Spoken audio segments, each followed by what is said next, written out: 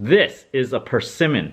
This is the kind where you put it upside down like this, wait until it ripens. It'll be very, very soft, sort of like a mochi. This one is ripe right now. You can see if I touch it, it kind of bends itself. You can see it has a little give to it, kind of like a ripe tomato. So I'm gonna cut this open to show you what it looks like inside. Oh, this is a very delicious thing to eat. Look at this. Unfortunately, there's a little black spot here. You can't eat that, so I need to cut that away.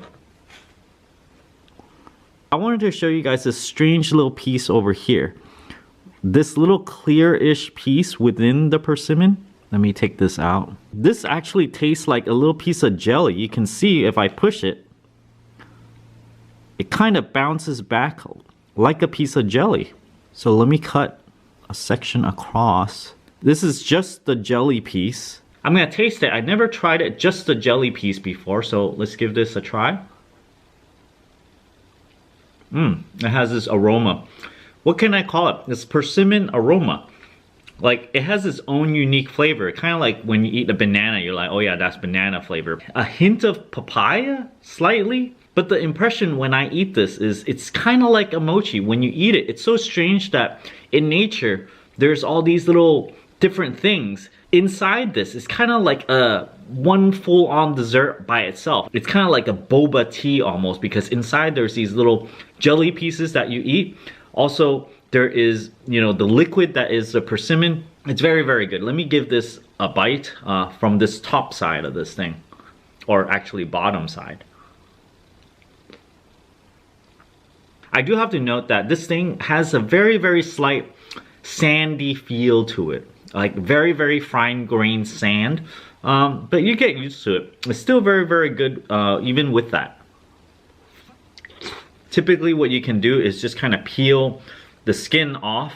But somehow it doesn't want to come off of this one, so I'm just eating it off the skin. So the mushy texture is kind of like a fig. In the middle, there's like 8 of those little jelly things. You see 1, 2, 3, 4, 8 of them all the way around. It's so weird that this is all combined together into one single fruit. Of course, it's unfortunate. I'm seeing like little bits and pieces of black. Black usually signifies something no good. So usually in nature, shouldn't eat it if it's black. So that's it. This is like a messy thing to eat, but you wouldn't mind it.